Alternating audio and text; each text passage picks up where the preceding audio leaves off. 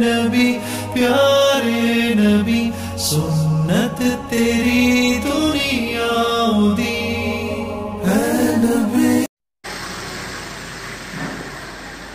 और बंगले वाली मस्जिद निज़ामुद्दीन मरकज़ का जो मामला है वो अब उसकी तारीख 28 मई को दिल्ली पुलिस की तरफ से टोटल 47 चार्जशीट्स कोर्ट में फ़ाइल की जा चुकी हैं। अलावा इसके जो कुछ कोर्ट ने ऑर्डर किया है, बहुत लोगों के लगातार फ़ोन आते रहे, लोग पूछना भी चाहते थे, इवन मैसेजेस लोगों ने भेजे, जानना चाहते हैं कि आखिर जो कोर्ट का ऑर्डर है वो जिन ग्राउंड्स पर कोर्ट ने दिया है, हुकूमत को क्या कहा है, मरकज़ के लिए क्या ऑर्डर किया है, और जितने भी फॉरेनर्स हैं जो विदेशी तबलीगी जमात के लोग हिंदुस्तान में आए हैं उनके लिए क्या हुक्म है अदालत का। इन तमाम मामलात पर बात करने के लिए मेरे साथ मौजूद हैं सीनियर एडवोकेट मुशर्रफ अली ख़ान साहब। मुशर्रफ साहब, हिंदुस्तान लाइव पर मैं आपका इस्तकबाल करता हूँ। पूछना चाहूँगा कि अब तक Delhi police total 47 chargesheets file कर चुकी है, उसमें ऑर्डर में क्या है, जनता के लिए आप जो बताना चाहेंगे कि आखिर उसको सरल शब्दों में कोर्ट के ऑर्डर को कैसे लिया जाए। सबसे पहले तो मैं आपका शुक्रिया अदा करता हूँ कि आप इस सोशल कॉज के लिए, जो हमारे ये भाई जो विदेशी मेहमान हैं, तकरीबन 2 महीने से यहाँ पर अलग अलग क्वारंटाइन सेंटर में क्वारंटाइन के नाम पर इनको रखा गया था और इनके रिपीटेड टेस्ट हुए जिसमें कि रिपीटेडली ये लोग नेगेटिव आए। बावजूद उसके इनको क्वारंटाइन सेंटर में रखा गया और इनके साथ इस तरह से बिहेव किया गया जैसे कि ये कोविड पॉजिटिव पेशेंट हों। तो 2 महीने तक इतना किसी को टॉर्चर करना, बहुत ही ज़्यादा इनकी दयनीय हालत थी, जिससे मजबूर होकर के हमको कोर्ट का दरवाज़ा खटखटाना पड़ा और ऑनरेबल दिल्ली हाई कोर्ट में हमने पेटिशन दायर की, जिसमें कि कोर्ट ने हमें बहुत बड़ा रिलीफ दिया। और कोर्ट ने अपने ऑर्डर में, आज के ऑर्डर में ये कहा है कि इन सब लोगों को जो है, जो हमारी तबलीग जमात है, जो हमारी कम्युनिटी की जो तबलीग जमात है, उनके सुपुर्द कर दिया जाए और ये इनकी लॉजिंग फूडिंग के लिए ये रिस्पॉन्सिबल होंगे, इनको ये रखेंगे। यानी कोर्ट ने मुस्लिम कम्युनिटी को कह दिया है कि आप ही को इनका तमाम खाने पीने के अखराजात खर्चे खुद उठाने हैं। जी जी, आपने कहा लॉजिंग बोर्डिंग के लिए भी कोर्ट ने कहा है। बिल्कुल, ये हमने खुद ही कोर्ट से दरख्वास्त की थी जी कि क्योंकि ये लोग जो है क्वारंटाइन सेंटर में हैं, एक आदमी के ऊपर मेंटल प्रेशर होता है। तो किसी को कहीं रखा जाता है कि भाई उसको इसलिए रखा जा रहा है क्योंकि वो कोविड पेशेंट है और वहाँ पर बहुत सारी रेस्ट्रिक्शंस होती हैं, पाबंदियाँ होती हैं, जिससे कि वहाँ पर वो जहनी तौर पे आदमी परेशान होता है। तो हमने खुद कोर्ट से रिक्वेस्ट की थी कि इन लोगों को जो है यहाँ से क्वारंटाइन सेंटर से रिहा किया जाए और हमारी कम्युनिटी के सुपुर्द कर दिया जाए, और हम इन लोगों का जो है पूरी तरह से ख्याल रखेंगे, क्योंकि ये हमारे मेहमान हैं, विदेशी मेहमान हैं, इनको किसी भी तरह की परेशानी नहीं होनी चाहिए। और मैं बहुत बहुत कोर्ट का शुक्रिया अदा करता हूँ कि उसने हमारी बात को तरजीह दी और इन सब लोगों को जो है वहाँ से क्वारंटाइन सेंटर से रिहा करने के ऑर्डर आज कर दिए हैं। आपको क्या ये नहीं लगता कि हुकूमत की जिम्मेदारी थी, अगर वो लोग यहाँ आए हुए हैं और वो लोग वीज़ा लेकर के आए तो वीज़ा पर भी सवाल खड़े किए गए हैं, और दिल्ली पुलिस ने जिस तरीके से बताया है कि 35 मुल्कों के 950 से ज़्यादा ये फॉरेनर्स हैं जिन पर केस ये लगाया गया कि इन्होंने वीज़ा का गलत इस्तेमाल किया। तो क्या आपको लगता है ऐसा कि वीज़ा का ये गलत इस्तेमाल करके इसको पिलग्रिमेज वीज़ा या कुछ और चाहिए था? देखिए, ऐसा है, ये आज कोई नई बात नहीं है कि आज इस साल में ये आ रहे हैं। ये कई दशकों से, जब से तबलीग का काम शुरू हुआ है 1925-26 से, उससे लेकर के आज तक लगातार विदेशी मेहमान हमारे यहाँ पर आते रहे हैं और विज़िट इस पे टूरिस्ट वीज़ा पर ही आते हैं अक्सर। तो ये कोई नई बात नहीं है कि इस साल ये आए हैं। ये तो अचानक जो है ये हाईलाइट हो गया और बहुत बड़ा इसको इशू बना दिया गया। दूसरी बात, आप जो कह रहे हैं कि इनके ऊपर वीज़ा वायलेशन के चार्जेस लगाए गए हैं, आपको मैं बताना चाहूँगा, देखो, पुलिस का काम है चार्जशीट करना, चार्जेस लगाना, FIR करना, लेकिन वो सारे सही नहीं होते।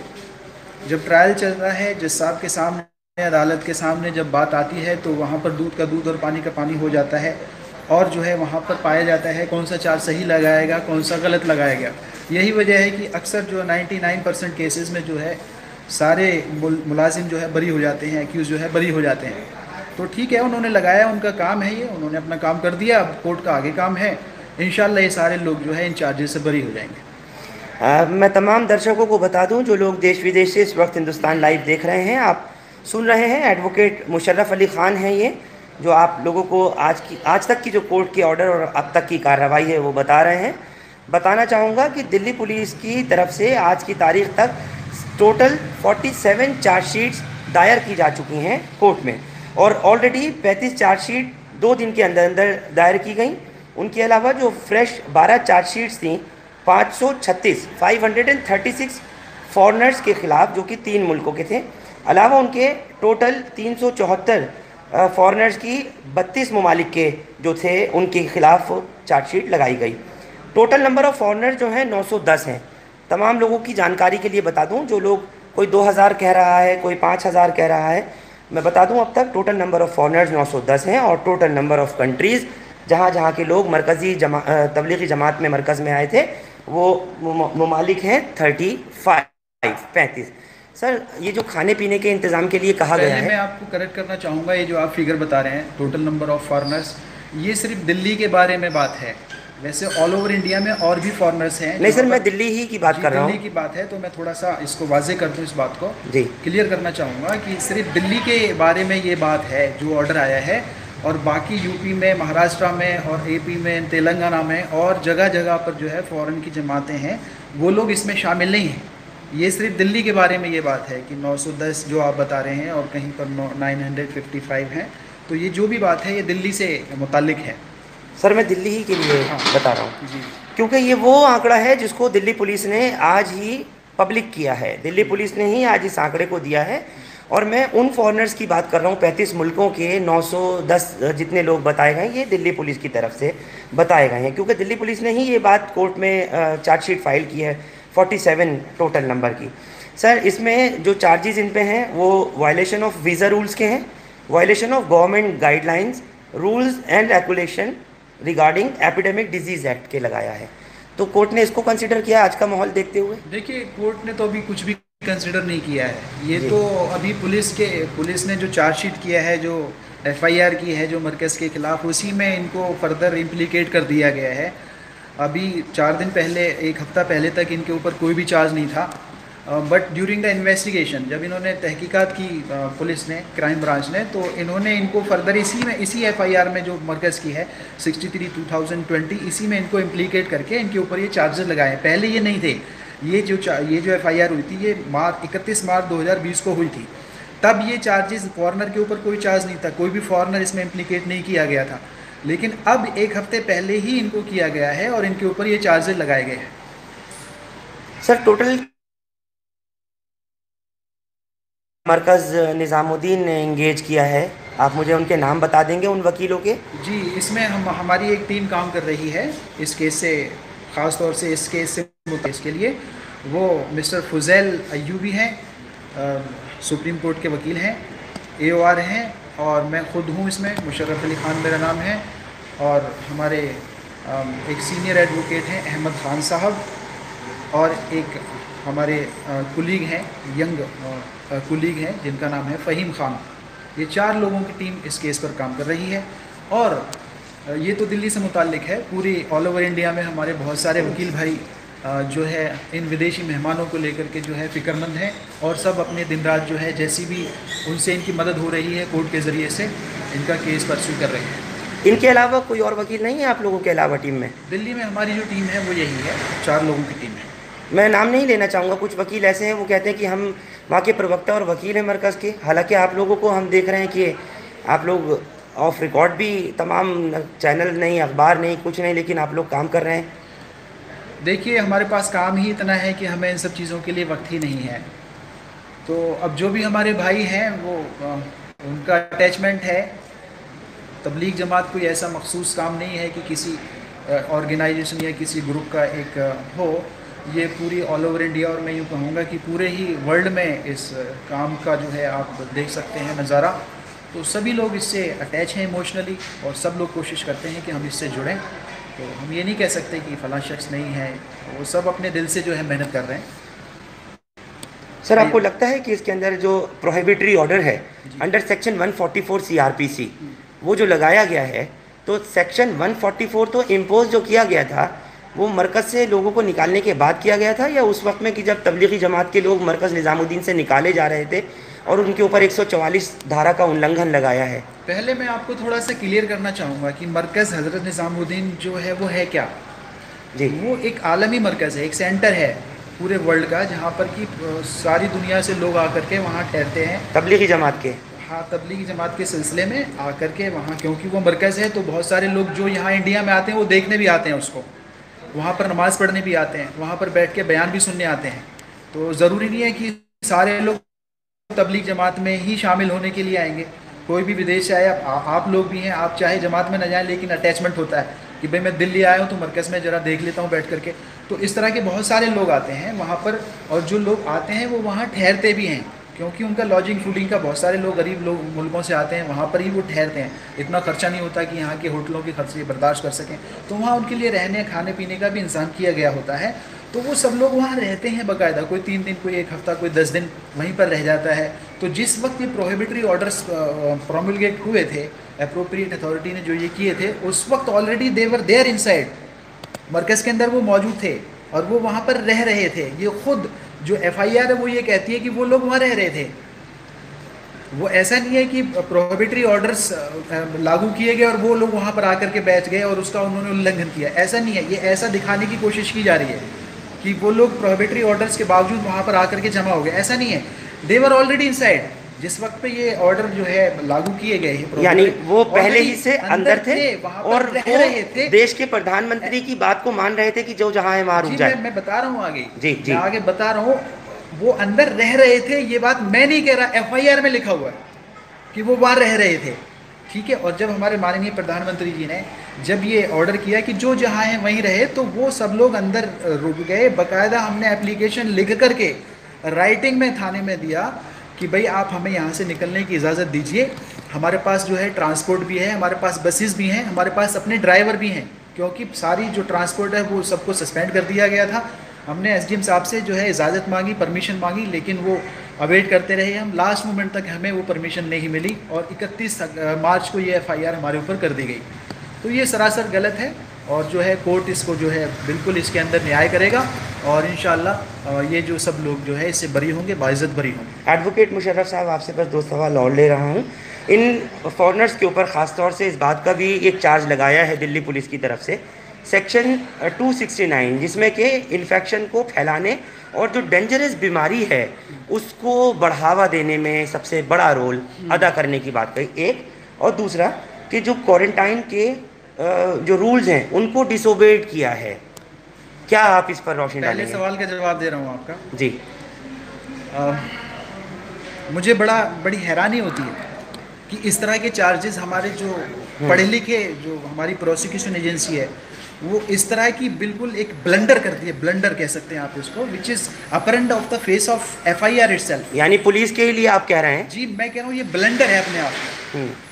आप समझिए, एक आदमी के ऊपर इल्ज़ाम लगाया जाता है कि वो बीमारी फैला रहा है, आप समझिए बात को जी, कि एक आदमी के ऊपर ये इल्ज़ाम लगाया जा रहा है कि वो बीमारी फैला रहा है, तो उसके लिए वो खुद बीमार होना चाहिए पहले। आप समझ रहे हैं बात को? उसके लिए पहले वो खुद बीमार होना चाहिए ना, तभी तो वो फैलाएगा। और इसमें क्या हुआ कि 15 दिन तक लोगों को मरकज़ में बंद रखा गया, हमने इजाज़त मांगी, उनको निकलने नहीं दिया, बावजूद उसके जब 31 मार्च को बाहर लाया गया तो उनमें से कुछ ही लोग जो है पॉजिटिव आए, यानी वो सारे जो है बीमार भी नहीं थे। लेकिन जो कुछ लोग पॉजिटिव थे, सर मेरी बात पूरी करने दीजिए जी, तो जो लोग खुद बीमार नहीं है वो बीमारी कैसे फैला सकते हैं, ठीक है। और जो दूसरे लोग जो पॉजिटिव आए भी थे उसमें बहुत सारे लोग बिना किसी इलाज के नेगेटिव भी हो गए। That means there was some fault in the testing kit. Testing kit में कुछ फॉल्ट था जिसकी वजह से बिना इलाज के ही वो ठीक हो गए और नेगेटिव हो गए। हाँ, कुछ लोग थे जो पॉजिटिव थे, मैं उससे मना नहीं करता, लेकिन सारे नहीं थे। और जो ये इल्ज़ाम आप लगाते हैं कि ये लोग जो है बीमारी फैला रहे हैं, उसके लिए वो खुद बीमार होना चाहिए पहले। बिल्कुल पुलिस इल्ज़ाम लगा रही है ये। तो ये तो फेस रिकॉर्ड पर है। अच्छा सवाल सर, क्या था आपका? मेरा दूसरा सवाल ये था कि इनको ये कहा गया कि इन्होंने जो है डिसोबेड किया है क्वारंटाइन रूल को, अब आप खुद सेक्शन 271 को, ये कह रही है पुलिस ने अपनी चार्जशीट में फाइल किया है ये। देखिए, 13 तारीख को मरकज़ में एसडीएम साहब का विजिट हुआ, वहाँ पर एक आदमी को क्वारंटाइन किया गया 3rd फ्लोर पे, एक आदमी को 13 मार्च को। बाकी लोग जो थे वो जहाँ थे वहीं रहे, उनके बारे में कुछ नहीं किया गया। जिसको लग रहा था 13 मार्च को सर, 13 मार्च को, यानी कि एसडीएम साहब को पता है कितने सारे लोग हैं अंदर हैं। अच्छा, अब मैं आपसे ही सवाल पूछना चाहता हूँ कि हम जो प्रोबेबिलिटी ऑर्डर्स हैं उनको मान करके हम अंदर बैठे हुए हैं और हम परमिशन मांग रहे हैं बाहर जाने की, तो हम उसको कंप्लाई कर रहे हैं या उसकी वायलेशन कर रहे हैं? जी जी, हम उसको कंप्लाई कर रहे हैं, उसको मान रहे हैं, या उसको हम वायलेट कर रहे हैं, उसका उल्लंघन कर रहे हैं? हम अंदर बैठे हुए हैं, लोग अंदर बैठे हुए हैं मान करके हमें इजाज़त दीजिए बाहर जाने की, तो हम तो उस ऑर्डर को मान रहे हैं। हमारे ऊपर ये इल्ज़ाम कैसे लगाया जा रहा है कि हमने उसका उल्लंघन किया? तो ये सरासर एक बेबुनियाद मनगढ़ंत जो है इल्ज़ाम है। इंशाअल्लाह कोर्ट इसको देखेगा और जो है ये लोग बाइज्जत बरी होंगे। अच्छा सर, अब ये जो है 9 क्वारंटाइन सेंटर जो दिल्ली सरकार के हैं, गवर्नमेंट के हैं, उनको कह दिया गया कि वहाँ से खाली करा करके इनको मकामात पर भेजे, तो वो कहाँ पर भेजा जाएगा? हाँ, ये तो लोग क्लियर करना चाह रहे हैं हमने ये। इसी के लिए पिटीशन दायर की थी। यही हमारी रिक्वेस्ट थी ऑनरेबल हाई कोर्ट से, क्या? जिस कि इन लोगों को इन क्वारंटाइन सेंटर से रिहा किया जाए, क्योंकि क्वारंटाइन सेंटर में जितने भी दिन हैं एक मेंटल प्रेशर है, एक स्ट्रेस था कि हम लोगों को इसलिए यहाँ पे क्वारंटाइन किया गया है क्योंकि हम जो है पेशेंट हैं, हमको जो है कोविड-19 की वजह से क्वारंटाइन किया गया। तो ये बहुत बड़ा मेंटल प्रेशर था इनके ऊपर, जिससे हमने कहा कि अब ये लोग रिपीटेडली नेगेटिव आए हैं, 3-4 टेस्ट इनके हो चुके हैं, तो इनको रिलीज कर दिया जाए। ये already they are holding valid visa, तो ये वैसे कहीं भी जाने के लिए ये आज़ाद हैं। जैसे हम लोग आप लोग हैं, वीज़ा का मतलब होता है परमिशन। तो एक आदमी जब वीज़ा लेकर आ रहा है तो वो पूरे मुल्क में कहीं भी घूमने के लिए आज़ाद है। अब क्योंकि ये केस इनके ऊपर लगाया गया है, तो पुलिस की तरफ से ये रिक्वेस्ट की गई थी कि इनको जहां इनको ठहराया जा रहा है उसकी हमें इंटीमेशन दी जाए और इनको वहां रखा जाए, ताकि हम केस से मुताल्लिक इनको कोई अगर नोटिस देना चाहें या पूछताछ करना चाहें तो वहाँ उस जगह पर आकर कर लें।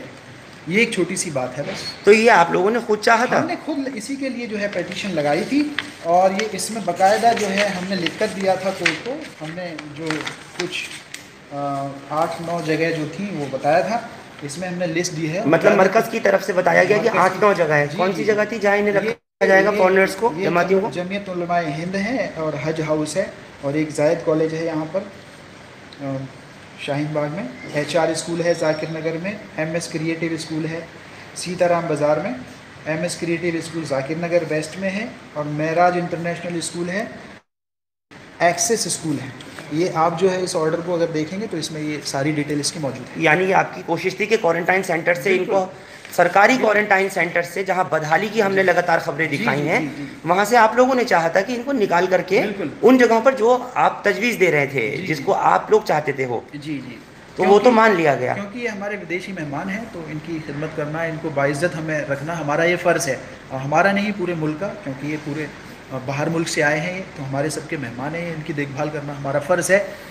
तो इसलिए हमने ये पेटिशन लगाई थी, और मैं धन्यवाद करना चाहता हूँ कोर्ट का कि वो बात कोर्ट ने जो है मानी और हमारी जो पेटिशन थी उसको अलाउ किया और इन लोगों को बाहर आने की इजाज़त दे दी। चलिए, तो जो लाइन है कोर्ट की लिखी हुई, the community will be responsible for their food and other needs with no financial implications on the state in this regard. हमने ये खुद रिक्वेस्ट की थी, हमने कोर्ट से खुद कहा था कि खाना पीना हम खुद करेंगे, हम इसके लिए रिस्पॉन्सिबल हैं हमारी। जी जी जी बिल्कुल। तो वो आप क्या NGOs की मदद लेंगे, ये मरकज़ खुद करेगा, या लोग चाहें जो विलिंगली इनकी मदद कर सकते हैं? देखिए, ये तो मैंने बताया आपको, मैं बार बार बता रहा हूँ, ये मेहमान हैं, मेहमान की खिदमत नहीं, लोग भी मदद करना चाहते हैं इनके खाने पीने में, तो उसमें क्या मरकज़ आप लोग मरकज़ निज़ामुद्दीन की तरफ से इजाज़त होगी कि लोग जुड़े यहाँ करके और इन जो फॉरेनर्स हैं उनके खाने पीने का अरेंजमेंट? हमारी कमेटी है इससे मुताल्लिक, जो इनका ख्याल रखेगी, जो इस बारे में इनका इंतज़ाम करेगी। उससे मिलकर के कोई भी आदमी अगर वो चाहेंगे तो बिल्कुल कर सकते हैं, इसमें कोई हर्ज नहीं। फिलहाल वो फॉरेनर्स कहीं नहीं जाएंगे, बिना परमिशन के स्टे यहीं करेंगे जिस जगह भी रखा गया। देखिए, मैं थोड़ा सा क्लियर करना चाहता हूँ, ऐसी बात नहीं है परमिशन के बिना, ऐसा नहीं है। सिर्फ ये इंटीमेशन देना है पुलिस को कि वो फला जगह रुके हुए हैं, ताकि उनको किसी इस केस से मुताल्लिक अगर नोटिस देना हो या उनसे कोई पूछताछ करनी हो तो वो वहाँ करके उनसे मिल लें। ऐसी कोई रिस्ट्रिक्शंस नहीं है। ऑब्वियसली जब तक ये केस है तो वो कहीं भी नहीं जा पाएंगे, ये तो अंडरस्टूड है। जब तक ये केस उनके एम्बेसीज क्या कर रही हैं, 35 मुल्कों के एम्बेसीज क्या कर रही हैं देखिए, इसमें? वो अपना उनका प्रोटोकॉल होता है, उनके बारे में मैं कुछ नहीं कह सकता। हर एम्बेसी का अपना एक प्रोटोकॉल है, दो कंट्रीज़ के बीच में कुछ एग्रीमेंट्स होते हैं, वियना एग्रीमेंट है। एम्बेसीज ने मान लिया कि वायलेशन ऑफ वीज़ा है? ऐसा कोई भी नहीं मानता भाई, एक प्रोसिक्यूशन एजेंसी का काम है, वो अपनी ड्यूटी निभा रहे हैं, ठीक है। अभी तो शुरू हुआ है, अभी ऐसा इसमें कुछ ऐसा नहीं है कि उनको जो है मुलजिम करार दे दिया गया वायलेशन का, ऐसा कुछ नहीं है। वीज़ा वायलेशन के मुलजिम उनको करार दे, ऐसे इनको सिर्फ एक इल्ज़ाम लगाया गया है। अब उस पर जो है कोर्ट उसको देखेगा और अगर उसको सही पाया गया तो आगे प्रोसिक्यूट करेगा, अदरवाइज ये चार्जेस ड्रॉप हो जाएंगे। एंड आई एम होपफुल कि ये सारे चार्जेस जो है ड्रॉप कर दिए जाएंगे और कोर्ट इसको बिल्कुल कंसिडर करेगा इंशाल्लाह, और ये सारे लोग जो है बाइज्जत बरी होंगे। टोटल कितने लोग क्वारंटाइन सेंटर्स में हैं अब दिल्ली में, फॉरेनर्स को लगाकर? जो अप्रॉक्सीमेटली इंडियन जो थे वो तो तकरीबन छूट गए हैं। कहीं इंडियन सभी छूट गए लगभग? कहीं कहीं से अभी खबर आ रही है कि कुछ लोग हैं, कल तक मेरे पास आ रही थी कॉल्स, तो अभी ज़्यादातर लोग जा चुके हैं। और बाकी ये जो फॉरेनर्स हैं उनके बारे में तो आपने खुद ही बताया कि आपके पास रिकॉर्ड है 910 हैं, और हमारी लिस्ट के हिसाब से कहीं पर वो अभी थोड़ा सा हम बना रहे हैं, वो सब इकट्ठा करके उसमें जो है वाज़ेह हो जाएगा। तकरीबन 900 या 910-50 के आसपास ही लोग। चलिए, एडवोकेट मुशर्रफ अली खान साहब, आपका बहुत बहुत शुक्रिया थैंक यू हम लोगों से बात करने के लिए और रात के इस पहर अपना वक्त देने के लिए। Thank you. मैं तमाम लोगों को बताना चाहूँगा कि इस वक्त जो आप सुन रहे थे मुशर्रफ अली खान साहब जो कि एडवोकेट हैं, खुले तौर पर इन्होंने एक बात मानी है और कहा है इस चीज़ को कि जो कुछ भी उन फॉरेनर्स को जो तबलीगी जमात से ताल्लुक़ रखने वाले हैं, उन फॉरेनर्स को ठहराने के लिए कोर्ट में खुद कहा गया था मरकज़ की तरफ से, मरकज़ हज़रत निज़ामुद्दीन की तरफ से, क्योंकि उनके ऊपर एक फोबिया, एक कुछ इस तरह का बदइंतज़ामी की वजह से दिल्ली सरकार की सबसे ज़्यादा कहा जा सकता है कि जो खबरें निकल कर आ रही थी उस वक्त में, वो ऐसा क्रिएट हो गया था कि वो लोग डर रहे थे बहुत ज़्यादा, और उन लोगों के ऊपर एक दबाव था कि किसी तरह से हम लोग क्वारंटाइन सेंटर से बाहर निकल करके आएँ, और वो लोग निकलना चाहते थे। यही वजह थी कि वो फॉरेनर्स के लिए बाकायदा जमीयत की तरफ से पिटीशन डाली गई और फिर उसके बाद उनको वहाँ से हटा करके अब भेजा गया। लेकिन अब इनके खाने पीने का ख़र्च और तमाम जो ज़िम्मेदारी है, जिस तरह से एडवोकेट मुशर्रफ अली ख़ान बता रहे थे कि वो सारी ज़िम्मेदारी कम्युनिटी की है, जो अदालत ने अपने ऑर्डर में कहा है। यानी कि अब तमाम लोगों को, ख़ास तौर से अब मरकज़ को ये सुनिश्चित करना होगा कि उनके खाने पीने का, रहने सहने का इंतज़ाम पूरी तरीके से जब तक कि केस नहीं हो जाता, डिसीजन नहीं हो जाता, तब तक रहेगा। मेरे साथ में एक पिटिशनर भी हैं, सबिहा साहिबा। मैं आपसे पूछना चाहूँगा, आपकी पिटिशन में क्या था? मेरे पिटिशन में जो फॉरेनर की तरफ से पिटिशन फाइल की गई थी, जी, शमशुल कमर एंड हयात एंड अदर्स की तरफ से जो है जी, तो मैं सबसे पहले हाईकोर्ट का शुक्रिया अदा करना चाहूँगी कि एक इंसानियत को मद्देनज़र रखते हुए उन्होंने उनको जो है रिलीव किया, मैं उनकी शुक्रगुजार हूँ। दूसरी चीज़, मेरे एडवोकेट थे मिस्टर ताहिर के थ्रू मैंने पिटिशन फाइल की थी, तो जिसमें इनको, मैम आप थोड़ा ज़ोर से बोलेंगे? जी जी, बोलिए। मिस्टर ताहिर एडवोकेट के थ्रू मैंने पिटिशन फाइल की थी, जिसमें इंसानियत को मद्देनज़र रखते हुए ऑनरेबल हाई कोर्ट ने उनको रिलीव करने का ऑर्डर दे दिया है। अब हमें ये जगह उनको ढूंढनी होगी कि कहाँ मरकज़ वालों को रखना है, ठीक है। इन्होंने कम्युनिटी को ये चीज़ सौंपी है कि कम्युनिटी इसका इंतज़ाम करेगी, ठीक है। मुस्लिम कम्युनिटी का इंतज़ाम करी, पर जो हिंदू लोग वहाँ पे थे उनको अभी मुस्लिम कम्युनिटी ने ही इंतज़ाम किया है। क्वारंटाइन सेंटर्स की आप बात कर रही हैं? एग्जैक्टली, हाँ। अच्छा, जो क्वारंटाइन सेंटर में जो मुस्लिम्स के अलावा नॉन मुस्लिम हिंदू कम्युनिटी के लोग थे, उनको भी खाने पीने और घर पहुँचाने का इंतज़ाम हम मुस्लिम कम्युनिटी ने ही किया है। बिल्कुल, मुझे ध्यान है जिस वक्त में मैंने इनका सबिहा जी का और वो तमाम लोग जिनको की क्वारंटाइन सेंटर सुल्तानपुरी में खड़े थे, रात लगभग 2 बजे का वक्त था और आप लोगों को वो खबर दिखाई थी जो लोग अपने घरों को भेजे जा रहे थे, और उसमें बाकायदा इन लोगों ने कहा था कि जो यहाँ हिंदू भाई क्वारंटाइन सेंटर्स में थे, जो लोग यहाँ रखे गए थे, उनको उनके घर भेजने का अपनी प्राइवेट कार्स तक से इंतज़ाम, यहाँ तक कि उनके रहने सहने खाने का इंतज़ाम भी वहाँ पर आप लोगों की तरफ से उस वक्त किया गया था। जब से लॉकडाउन हुआ तब से आप लोग ये कर रहे हैं, इसमें क्या नई बात है जो ऑनरेबल हाई कोर्ट कहता है कि खाने पीने का इंतज़ाम अब आप ही देखेंगे? ये तो पहले से ही आप लोग करते आ रहे हैं। एग्जैक्टली हाँ, तो अब उन्होंने कम्युनिटी को सौंप दिया है, मरकज़ वालों को। लेकिन ये जो उन्होंने कम्युनिटी को सौंप दिया, पर जो हिंदू कम्युनिटी थी उसको किसको सौंपा? उसकी रिस्पॉन्सिबिलिटी भी हम मुस्लिम कम्युनिटी के ऊपर ही थी। तो उठाएंगे आप वो आगे भी? हाँ, बिकॉज वी आर इंडियंस, हमारे लिए सब बराबर है, हम लोग उनको एक दूसरी नज़र से नहीं देखते। लेकिन सवाल ये उठता है कि कल को ये हमारे फॉरेनर अपनी कंट्री वापस जाएंगे तो यहाँ से क्या मैसेज लेकर जाएंगे? सबसे बड़ा सवाल ये उठता है। तो लिहाजा हमारा ये फ़र्ज़ बनता है इनकी खातिरतवाज़ी करने का, जैसे तैसे भी। अभी तक तो कोई भी एम्बेसी इन्वॉल्व नहीं हुई थी, जिस तरह से लोकल वहाँ के लोगों ने उनका इंतज़ाम अब इन्वॉल्व हो गई एम्बेसीज? एम्बेसी के फ़ोन्स आ रहे हैं, अब इन्वॉल्व हुई है, इन्वॉल्व होना चाह रही है। अभी तक वो इन्वॉल्व नहीं थी, जबकि हम लोगों ने एम्बेसी वालों को कांटेक्ट भी किया था। वकील ये चारों ही हैं जो वकील ये इसमें लड़ रहे हैं, जिनका नाम बताया आपको। चलिए, बहुत बहुत शुक्रिया आपका सबिहा जी। तो आप सुन रहे थे इस वक्त की जो सिचुएशन है, और क्योंकि 28 तारीख, आज मई की 28 तारीख थर्सडे था, तो कोर्ट की तरफ से जो ऑर्डर आया और 47 चार्जशीट जो फाइल की गई हैं दिल्ली पुलिस के ज़रिए, तो उन सब में ये बाकायदा बात वाज़ेह हो गई है कि जो भी कुछ अब इंतज़ाम है फॉरेनर्स का, वकीलों का, फॉरेनर्स जितने भी यहाँ तबलीगी जमात के रहने वाले हैं, उनको रहने का, उनके खाने पीने का, ये सब अब मरकज़ को ही करना होगा जब तक कि अब केस चलता रहेगा। अलावा उसके जिन 4 वकीलों का जिक्र किया, उनको बता रहे थे एडवोकेट मुशर्रफ अली ख़ान की 4 की टीम बनाई गई है मरकज़ की तरफ से, उसके अलावा कोई और वकील इसमें नहीं है, ऐसा कहना था मुशर्रफ अली ख़ान। हिंदुस्तान लाइव फरहान याहिया आप लोग यूट्यूब पर सब्सक्राइब कर सकते हैं और क्लिक कर सकते हैं बेल आइकन हमारी खबर की पहली नोटिफिकेशन के लिए। फेसबुक पर हमारा page Hindustan Live Farhan Yahiya follow और लाइक कर सकते हैं। बहुत बहुत शुक्रिया आप सबका इस खबर पर साथ जुड़ने के लिए। Thank you for now.